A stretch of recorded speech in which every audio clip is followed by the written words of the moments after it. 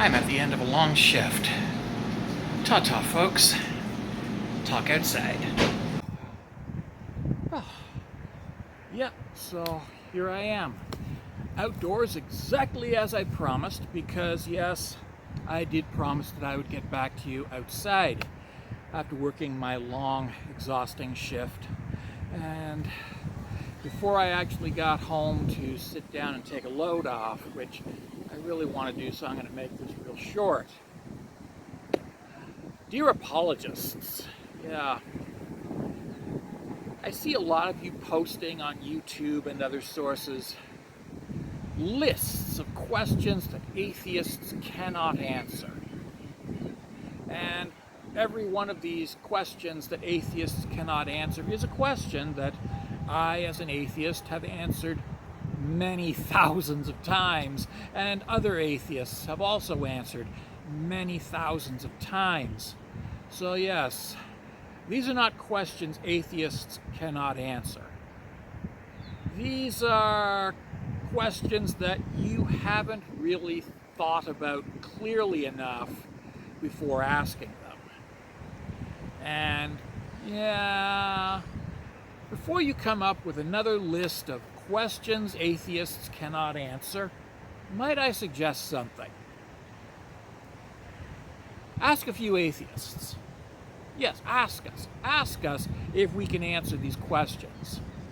And I guarantee you, we will be able not only to say, yes, why certainly we can answer these questions, but we will answer these questions clearly and concisely, and even politely, because yes, you have approached us politely and asked us, and so it behooves us to respond equally politely, because that's how things work. Anywho, yeah.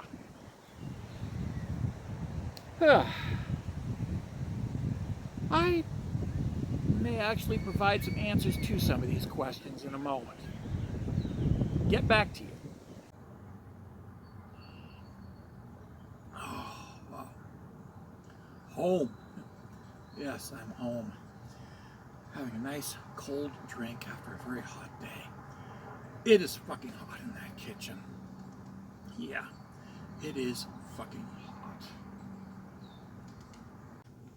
Oh.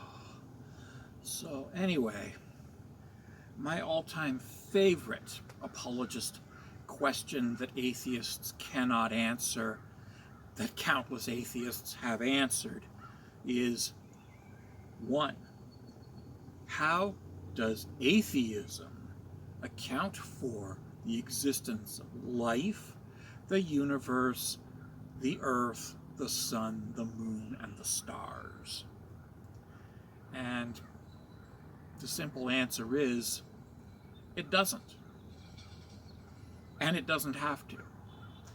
These things exist with or without atheism. And there is nothing about atheism that posits an explanation for the existence of these things. Absolutely nothing.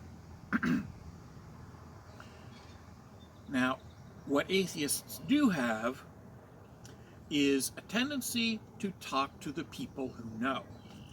And the people who know are the physicists, the cosmologists, and the astronomers.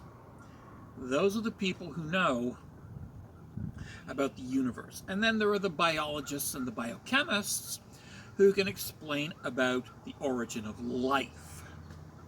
So these are two separate scientific fields which apologists tend to smush into one thing, which looks like a Frankenstein's monster. But they are two separate things. The origin of life, biology and biochemistry, the origin of the universe, physics, astronomy, cosmology, that whole bunch of science is over there. Unrelated. And as an individual who has actually bothered to learn something, I know that these two fields of science are separate and unrelated. Do apologists? Well, some do, some don't.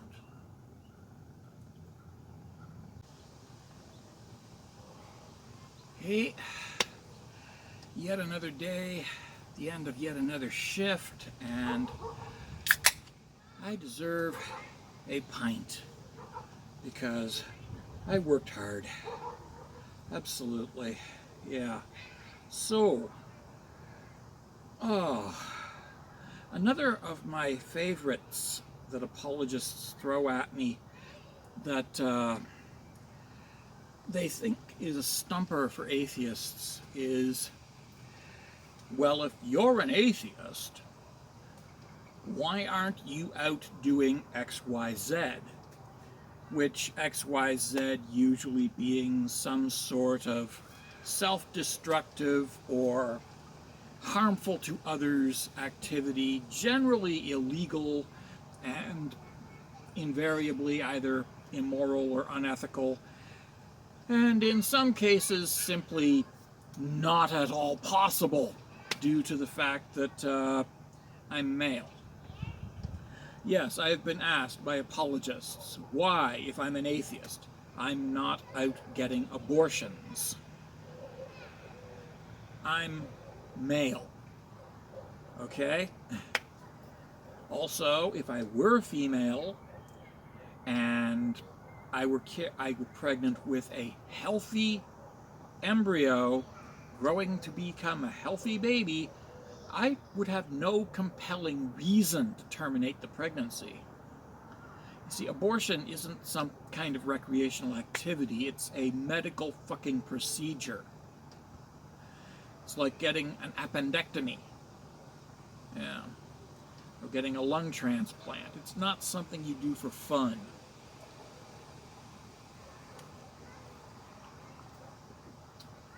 But as to the others, the self-destructive, why aren't you out using cocaine and crack and whatnot? Well, because I like my brain. And I like my brain being functional. I don't want to destroy my brain. Why aren't you out raping and killing and robbing banks? Well, because I like living as part of a community of other human beings who don't hate me and don't fear me. And yes, I've made videos explaining the evolutionary necessity of human morality as a literal survival tool, and I will link to them below. But yeah, atheism does not mean the absence of natural survival instinct. It does not mean not giving a damn whether or not you live or die. It does not mean anything like that. It doesn't mean not caring about yourself. You might be thinking of nihilism, and you might be thinking of sociopathy. Yes. Yeah. But I will say, if you need a God to tell you to not go around raping and murdering people, that does not look good on you at all. It absolutely does not look good on you. And honestly, you should seek some kind of professional counseling and maybe get yourself put on a watch list of dangerous maniacs. Because, yeah, if you need a God to tell you to not be a monster, you're a monster. Something to think about.